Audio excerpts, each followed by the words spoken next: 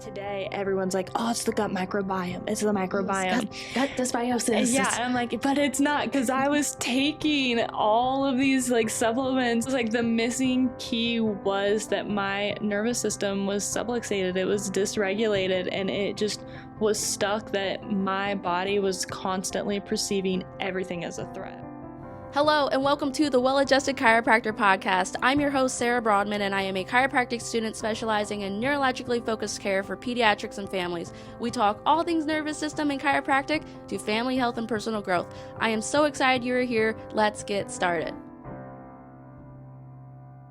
If you are a parent with a child with gut or digestive issues, or if you know someone or you yourself is dealing with digestive issues or gut issues, primarily IBS or Irritable Bowel Syndrome, this episode might be for you. I do believe that Irritable Bowel Syndrome is one of those conditions that so many conventional professionals stop the conversation at just symptoms. You check all the boxes for all the symptoms: constipation, diarrhea, abdominal pain. And what? They give you medication. This is your food restrictions. They never talk about the other side of things. What is it like to heal from the inside out? Nervous system regulation, all that. So I brought in a guest today. Jenna Walters. It is so nice to meet you and have you on the podcast.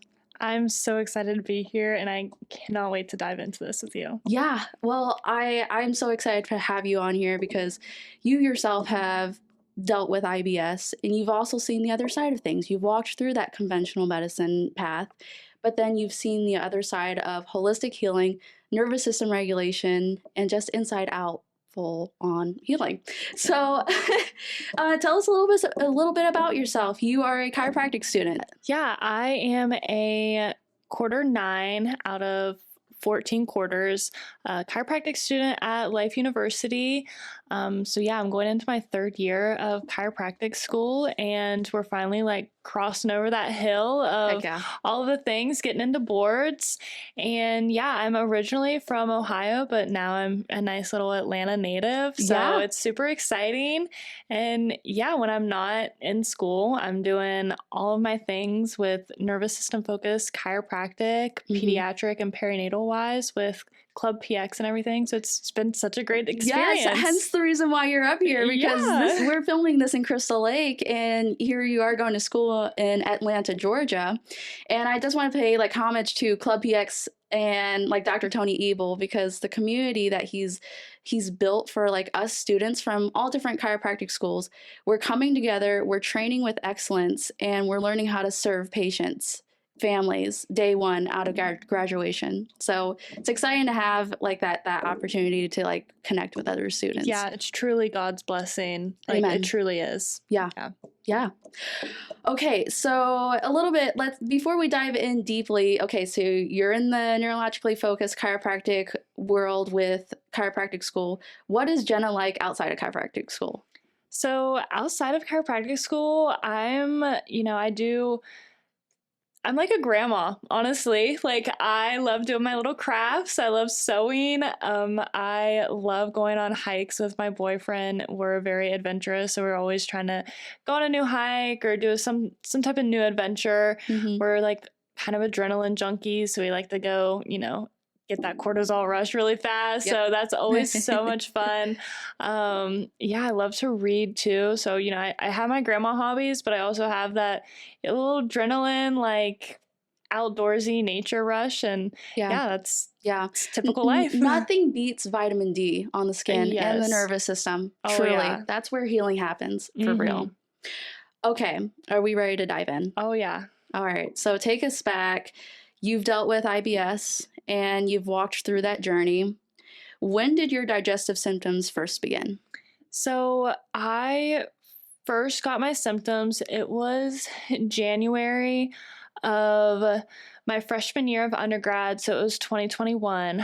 I actually just got back from a trip from Texas, and it was about 2 days later, I had a horrible nausea, and then it was so bad that it was keeping me up at night. And that was the only night, thankfully, that I was throwing up repetitively and constantly. And I I could not stop until my body finally just was like tired and like wore out. And I went to the ER and they were like, oh, like you just have like a little stomach bug, like you're okay. So I was like, okay, I'm okay. And from that moment in January 2021 is when those symptoms started. And, you know, normally when you do have a stomach bug, it like goes, like it takes a couple of days to kind of recuperate from that. But I never recuperated from that. It was like 2 weeks later, I'm still like groggy and I'm still like having severe nausea and I can't really eat anything. And it was like, okay, maybe this isn't a stomach bug. What is actually happening? Mm-hmm. Okay. Wow. So what did like life look like once you were starting to like get those symptoms? Did they stay? Like, so I first started those symptoms while we were on winter break. And when I got back from winter break and I was back in my dorm room at school, I thought that maybe like getting back in a routine was going to kind of help my body a little bit. And that was not the case. So for my symptoms and every day, it was as soon as I woke up in the morning, like I wasn't hungry. I was immediately nauseous and I couldn't even think about eating. Like that was not, it became to where like the idea of food immediately made me sick to my stomach. Like I wanted to throw up. Your body was already in that protective mode of like, we're shutting down appetite. Immediately, as soon as I woke up in the morning. And then as I like the day went on, like I got hungry and I would try to eat and it would make me so incredibly like sick. Like my body rejected everything I put into it. And when 4 o'clock, 5 o'clock hit, it was like clockwork. As soon as specifically like 5 o'clock hit, it was like a switch in my body happened and I couldn't think about food. I couldn't eat food. I couldn't smell food. If like you were near me with any type of smell, I was sick. And I would immediately get nauseous at 5 o'clock. And it was so bad that I remember like laying in my dorm room bed shaking because I was so nauseous and I just couldn't control my body and I couldn't calm myself down. Like I would be laying in bed, like in the fetal position, shaking because I would get the cold chills and then I would get a sudden like heat flash and then I was sweating and then I would get the cold chills again and I was shaking. And it was a combination of not only being severely nauseous, but then with that, my heart rate would skyrocket because then I would start getting so anxious because I was like, oh my God, I'm going to be sick.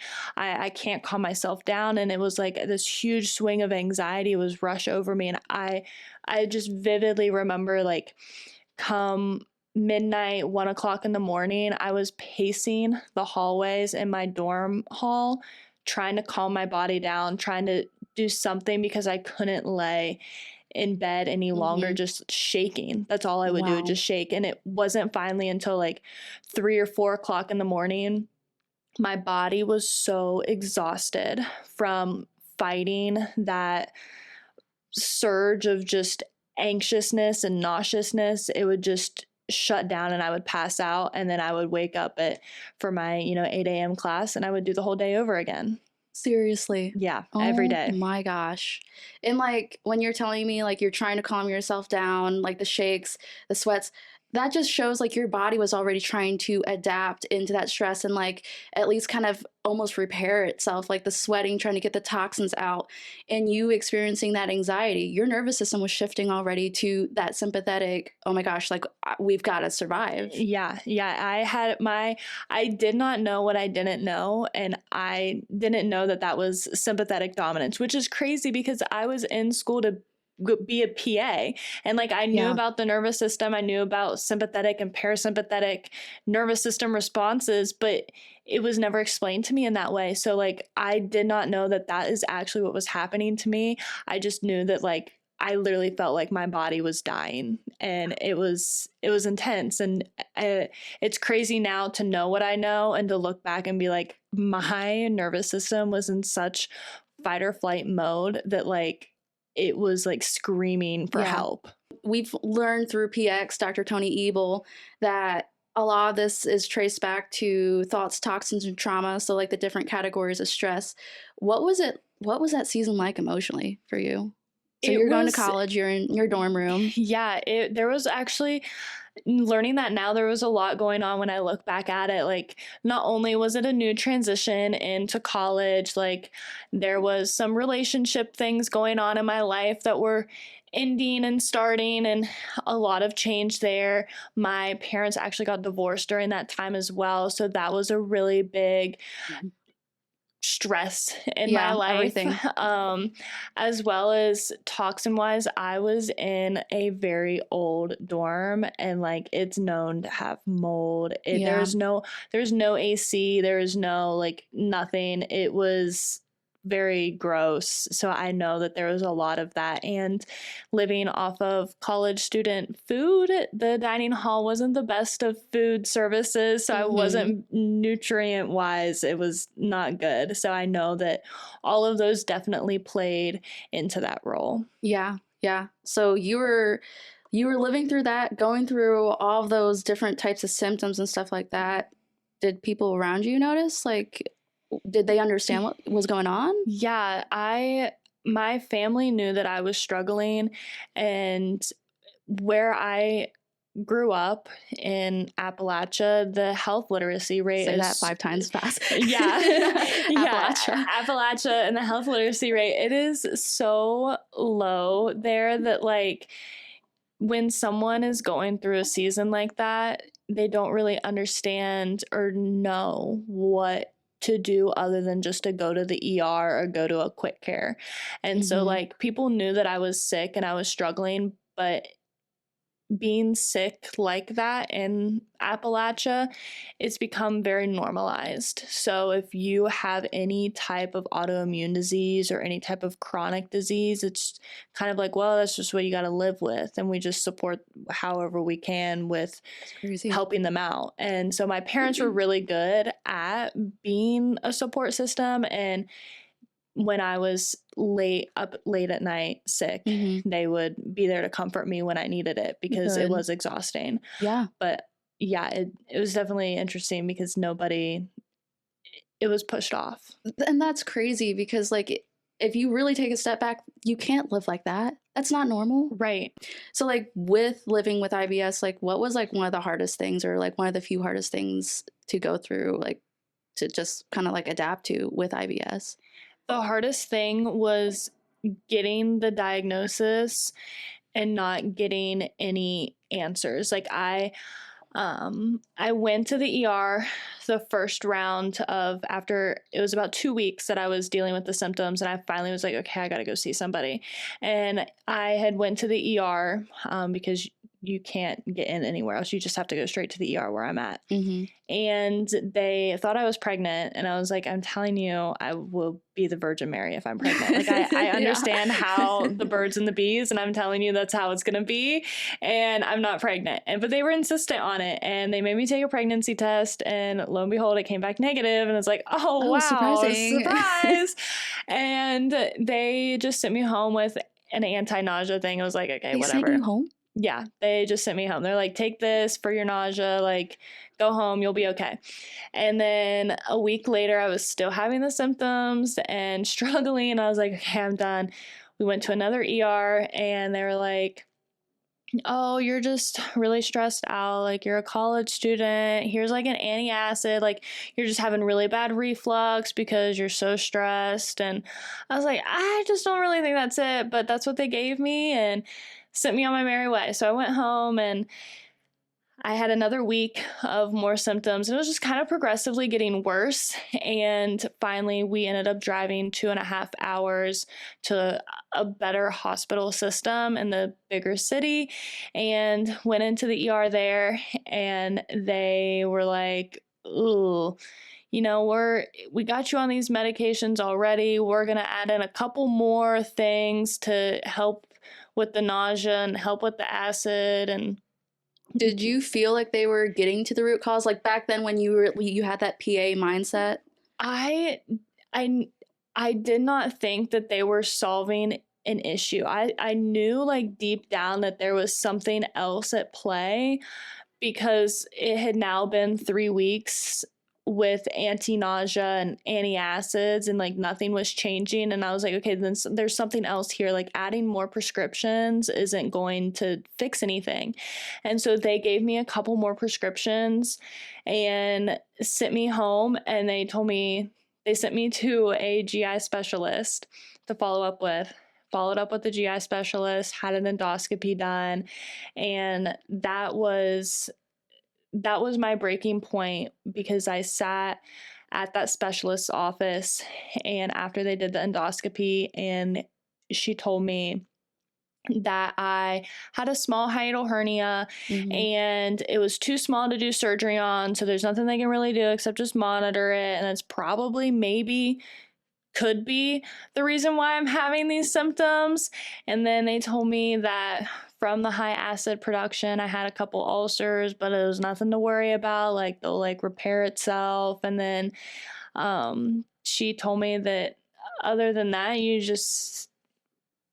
you have IBS. And I didn't really understand what that meant, other than like, okay, I have irritable bowel syndrome, like, okay. And they kept me on all of the prescriptions that I had been already prescribed. And then she told me that this is the diet, you're going to have to stay away from these foods that would cause high acid. So I couldn't have chocolate, I couldn't have sugar, I couldn't have alcohol, I couldn't have red meat, citrus. Like it was down to where like I couldn't have egg yolk, but I could have egg whites. And like Nitpicky. it was very like to where I was only eating lettuce and chicken every day. And with the medications, it was crazy to look back now that my life actually revolved around medications. And that's what was hard, because as soon as I woke up in the morning, I had to take my first pill, and that first pill had to be taken with applesauce. That was like the requirement. So every morning I ate a little cup of applesauce, unsweetened, because I couldn't have sugar, with a pill in it. And that was my breakfast every morning. And then that had to be taken by 8 o'clock. And then I could eat 2 hours later, I could have like a little snack, and I had to take another pill. And then 2 hours later, I could have a small lunch with another pill. And then 2 hours later, I could have another snack with my other pill. And then 2 hours after that, I could have a small dinner with 2 pills. And then that was supposed to solve the nausea, sickness that I was having at night, but it didn't. So even though I was taking a pill every couple hours and eating very small meals, and like that became some type of way that I felt against food, because then food became a struggle for me, because I didn't want to eat, or I couldn't eat certain things. And so my life revolved around when I could eat, what I could eat, and the prescriptions I was taking. And it was more mentally taxing having to navigate all that than to just have symptoms of nausea and sickness all the time. Wow.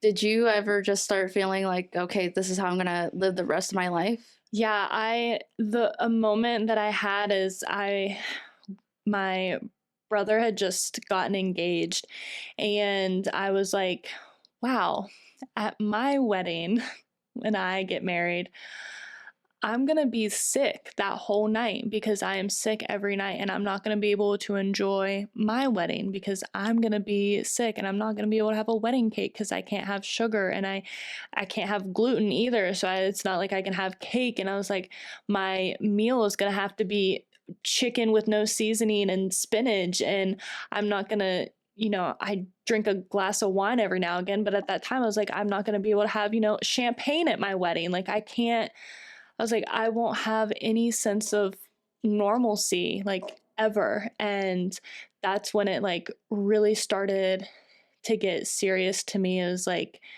all of the big wins in life are going to look completely different, and are going to be the complete opposite of what, every little girl dreamed of when growing up and getting a family. I was like, my life will never be that. And that's when it really hit a little different, because everything was changing. Yeah. Okay. Wow. So through that of just walking through, okay, medication after medication, the exhausting nights and your nervous system just like literally crashing on you, you can relate to families so much because they bring in their kids after trying medication after medication, therapy after therapy, and they're just running in this endless loop of, what am I doing wrong? These medications aren't helping, the therapies aren't helping. But at some point, you kind of got out of that loop. So what was that like once you started venturing out, like learning about the nervous system? Yeah. One of my favorite parts about my story is that it truly was God that spoke to me and told me to break away.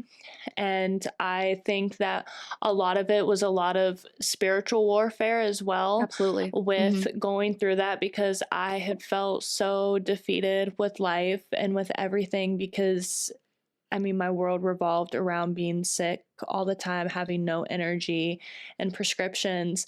And I really think that the devil thought that he had finally gotten me. Mm-hmm. And I woke up one morning and just something in me was like, I'm not eating that applesauce. I can't do it. And I threw away every single bottle of medication that I had. Wow. And I listened to my heart and to my disrupted gut. And I was like, there has to be a better option for me, and there's got to be something I can do.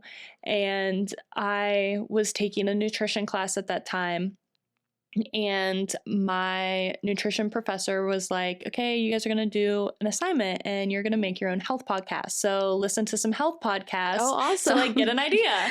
And I was like, podcast? I never listened to a podcast. And so I typed it on Spotify, health podcast, and Dr. Josh Axe popped up. And I listened to one of his podcast episodes, and he was talking about chiropractic care and the nervous system. And then he was talking about like supplements, and one of his episodes was about IBS. And I was like, oh, I have that. I need to listen to that. Maybe that will give me like an answer. And he was talking about just like natural remedies and calming the nervous system. And I was like, oh, that makes sense. And I couldn't really get into the nervous system regulation part yet. And because I like didn't know in my area where I could find that. But I knew that I could find a supplement because we had a really big supplement store. And so I went to the supplement store and I was like, I need peppermint oil gel tablets. And they're like, okay, we got it. Yeah, I was like, specifically this. And I got one bottle of that, and I took 2 gel tablets every day for 3 days. And my nausea was gone. Wow. I mean, I never, like at 5 o'clock at night, there was no nausea. I was still having the like anxiety, overwhelmingness, and all of that, but there was no like the sickness in my stomach was gone. It was just mainly that overwhelming sense in my nervous system. Yep. And so that still kind of lingered, and that was I struggled with it for a little bit, that I was like, okay, this supplement didn't heal me, but it took away a big part of what was inhibiting my daily life. Yeah. So that kind of, in my mind at that moment, I was like, okay, I'm good. I can eat things now. I'm not getting nauseous, but I was still having that, like, my heart would race super fast, and then I would get the heat flash and cold chills, and I was still having like the anxiety attacks. Just literally, I could be laying in bed reading a book, and I just all of a sudden would get this like urge of anxiety that like, and I couldn't control just right it. Out of nowhere. Yeah, out of nowhere. And so I knew that there was still something there, and I just didn't know what to do about it. And going through that, then I was like, okay, I think I need to change my path, because the prescriptions didn't work for me. And if like I'm going to be prescribing stuff, maybe I need to look at something different. Yeah. And at that time, I was also in a health communication class, and my professor, he was talking about, as a PA, as a primary care provider, like in the medicine world, you, regardless of like what you actually know, you need to prescribe medications first and not give like dietary advice or supplement advice or like you can't really refer to those things. And I was like, that morally does not like align with me. Nope. I don't think I can do that. And he gave the example of a kid with Hashimoto's thyroid disease. Like if they have that, like you need to follow the protocol of these prescriptions and like managing those symptoms.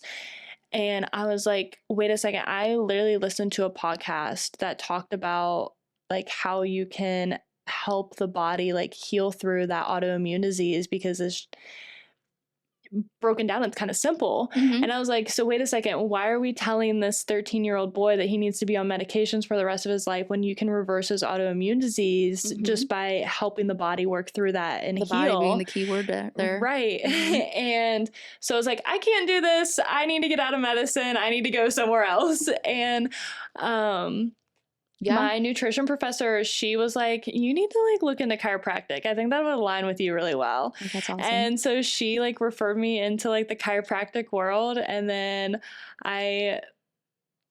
it was weird. I didn't go straight into like nervous system yet. So I was still like struggling with nervous system stuff and I didn't really know it. And I went and worked for a chiropractor and they were very like your traditional chiropractor, what I thought was chiropractic. Back pain, PI cases, worker comp cases, like Medicare patients, like the very boring stuff. I was like, okay, this is chiropractic. I was like, this is pretty cool. Like, okay, like I can kind of see how this pieces together, but it really wasn't until I heard The Perfect Storm and learned about nervous system focused chiropractic. I was like, awesome. Wait a second, that's me.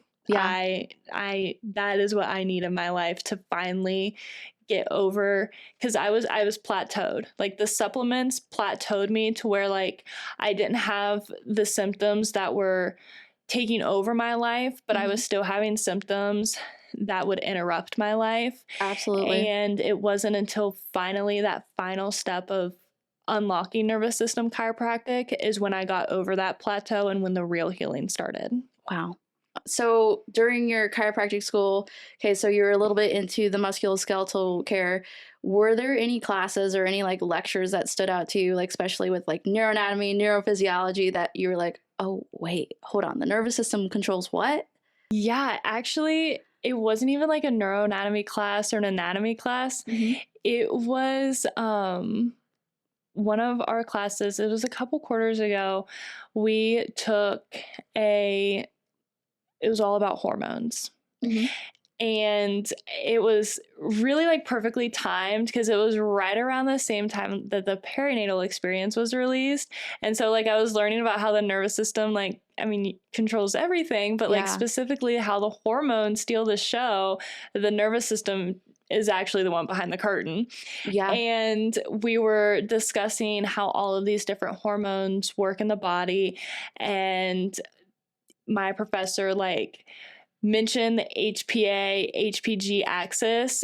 And then like he like said the words and then moved on. And I literally raised my hand. I was like, actually, we need to dive into that a little bit more because the nervous system controls that. And that is like really crucial to understand.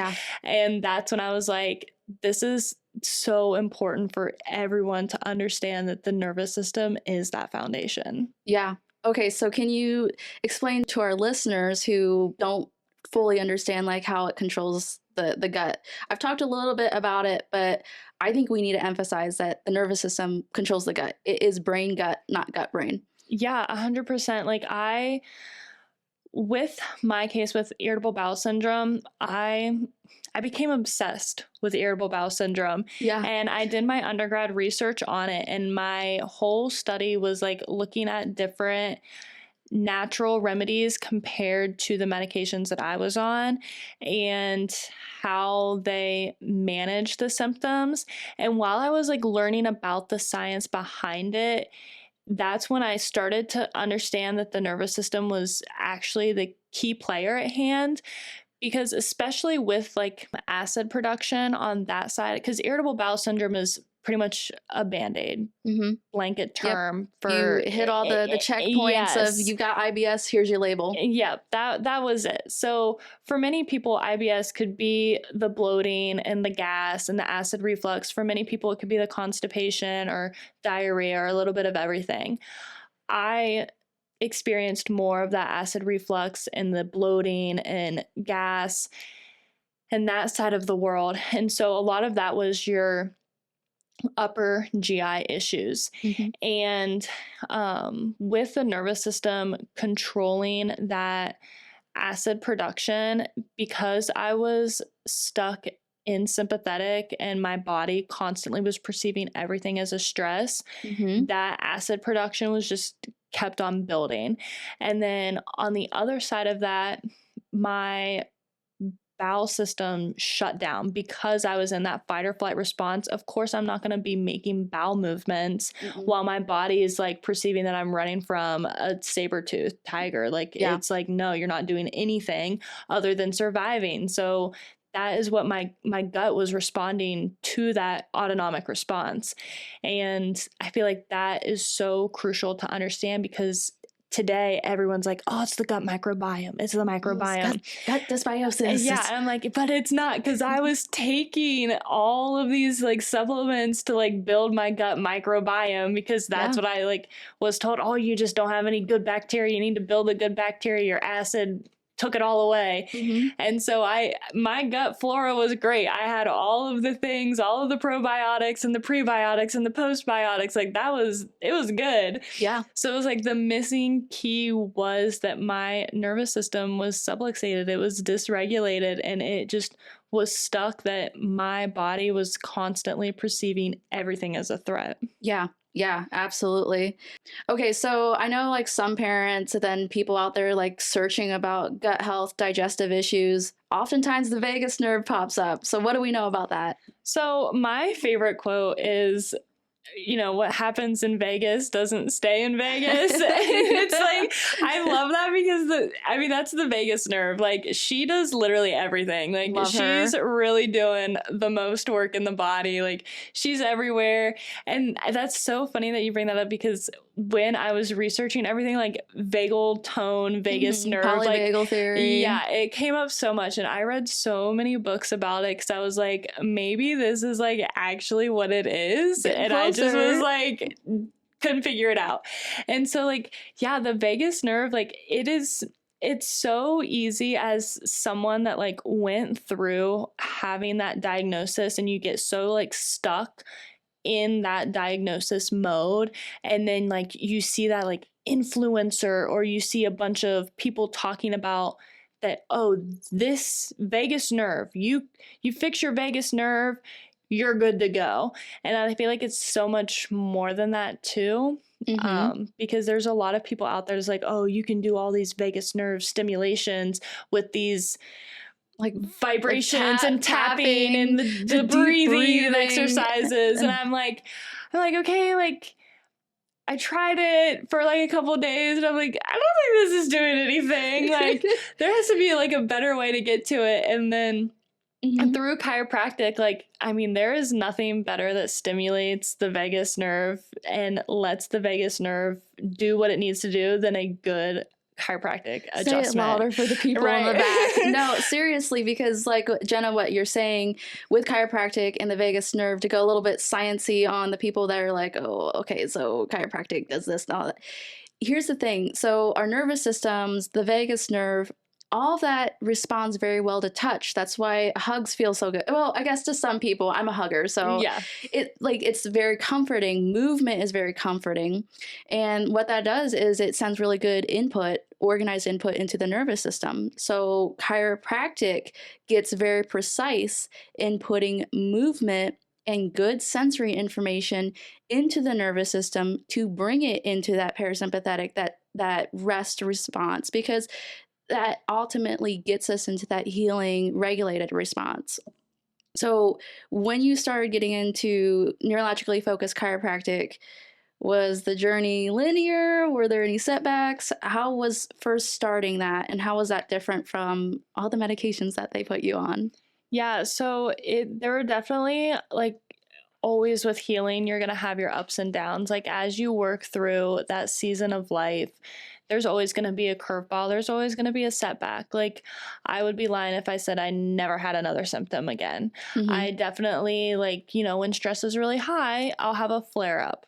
And that's just now I know that like going into like finals week, when I know that stress is going to be really high and I know that I would have a flare up, I just get extra adjustments because I know that my body needs it and it supports my body. So now I have that understanding that when I'm about to go through a really hard time, I know that I need to prepare my body for it, because if not, I'm going to have that flare up and have that more dysautonomic response. Yeah. And so going through the neurologically focused chiropractic, at the beginning, of course, like my healing was going crazy. It was great. I was thriving. Everything was wonderful. And then I started going through more stressors in my life, but I wasn't getting enough adjustments to offset the stressors in my life. So then I had a couple setbacks where I had some flare-ups. I struggled a little bit. And then once I got back into the more adjustments and getting back into that, that's when the healing, reorganizing that nervous system from those bad stress patterns into those organized patterns. Yep. Yeah. And then once I got back into that, things started kicking off really great again. And then I had to learn from, it was a mistake. Like I let my body get super dysregulated from all the stress and not supporting it the way that it needed to be with chiropractic care. And then once I learned from that first couple of mistakes of doing that, now I know that like if I'm going into a hardship, like I got to prepare my body and my nervous system specifically. Sure.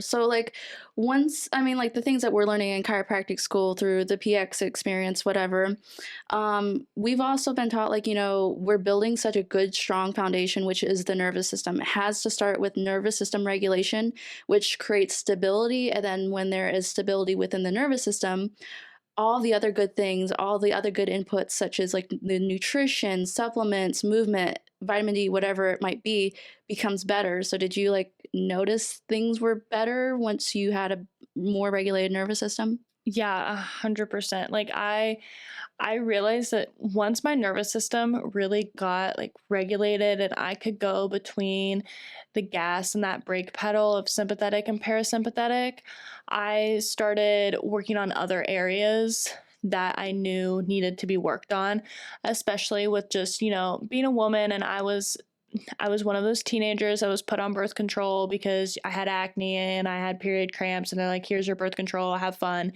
And so when I learned the dangers of it and I got off of it, I was having still a lot of just the symptoms from being on birth control and not having hormones, basically.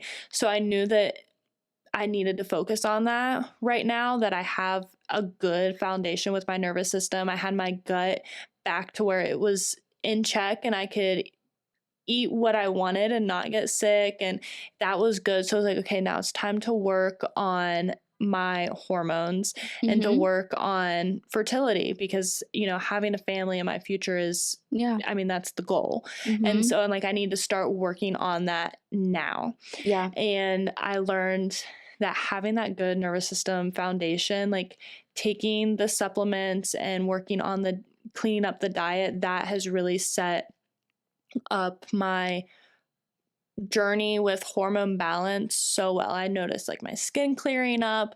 I noticed that my periods were getting better. Like everything was kind of just falling into place exactly how it was supposed to. And I learned that, I was sleeping better, like not just like the quantity of my sleep, but the actual quality of my sleep. Like I could fall asleep and it was like a deep sleep. It wasn't like I could hear still like some things like happening around me. Like, no, like I was getting deep into that REM deep sleep. I was getting way into REM. So like I started noticing like all the little things. I was having more energy throughout the day. Like I could go through the whole entire day and not hit that like 2-3 o'clock, like, I need a nap, or like I'm exhausted. Like I had tons of battery power for the whole day. And I noticed that like even working out, I felt better when I was working out. I wasn't like fatiguing quicker, or I wasn't like I actually was like, I am lifting heavier weights, Getting those and I'm like PRs. I haven't done anything other than get adjusted. Like, Yeah. it was crazy. Like, all the little things I started like noticing, and just little things that used to like bother me did not bother me anymore. Like, I could handle so much more on my plate because my body was regulated. It was ready to tackle anything. Yeah. And I mean, that just explains like the way that the nervous system was designed to heal. You get the original nervous system regulated, adaptable, stable, and then you can get into that neuromotor aspect of, okay, I can move more, I have more energy, I can integrate. And then you get into that neuro GI, where finally that enteric nervous system is connected full on with, central autonomic nervous system. And it's just all overall regulation, better input into the brain. It's fantastic. So going through this experience and all that, how has that shaped you into like the chiropractor that you hope to be one day? This is definitely like, it's given me like my roots as to what I want my mission to be for my future office and for my future patients. Like, I know the emotional exhaustion and draining and just the feeling of not having answers. Like, I cried when the GI specialist was like, there's nothing we can do. Like, this is you got irritable bowel syndrome. This is what you got. And like, I remember crying because I was so hopeful for that day. Like, he was a specialist. Like, he was a top GI specialist. Like, he was supposed to have the answers that I needed so I could get through this. And I just remember feeling so defeated in that moment. And then just that whole car ride. I mean, it was a 2.5-hour car ride home. And I just remember being silent the whole, like, I was in the passenger seat and I just sit with it. I was silent the whole time because it was like, what do I do? There's nothing I can do. I have to live with this. This is my life. And I feel like having that moment, like, now going into serving families and kids, like, I know exactly how they feel of not getting the answers that they deserve to have, and to have that hope just ripped out of your hands. Like, the amount of hope that I had that I was going to get an answer and to finally see healing in that moment and it to be ripped away from me. I never ever want a mom, a child, a dad, anybody. I never want anyone to feel that pain and that just sense of, I lost. Yeah. Like, defeat. Yes, complete defeat. I never would ever wish that on anybody. And so that has become my mission, that I want every single person that walks through my doors to leave feeling like they got every answer that they've always searched for and knew, because I always knew deep down that there was something more, that this just, each time I spoke to the specialist or I spoke to the doctor, I was like, I just don't think you're listening to me. I don't think you're not getting it. No. And I don't want anyone to ever walk out of my doors feeling with that frustration, that sense of just hopelessness. So Absolutely. Now that has just rooted my why. I love that. Absolutely. And every family, every child deserves like that hope, and then that root cause of, this is what's going on and this is how we can help. Like, just like empowering them. Yeah. Their body was designed to heal. God designed it to heal.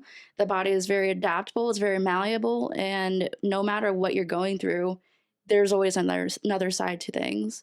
So kind of like taking a step back, the top GI specialist, why do you think healthcare just looks at individual systems? I truly think it's because they specialize in something. They get so focused into just that system and that system only. And it's like, it has to be something with this system. And it's like, okay, well, if you're having symptoms somewhere else, then that's just another symptom. We'll refer you somewhere else. Like, yeah, they were like, oh, you're having like weird heart palpitations with it too. Oh, just go to the cardiologist. And I did. And they did like a little EKG and an ultrasound. And they're like, oh yeah, your heart just like does random things. I'm like, oh, okay, cool. They're like, but it's fine. So I was like, okay.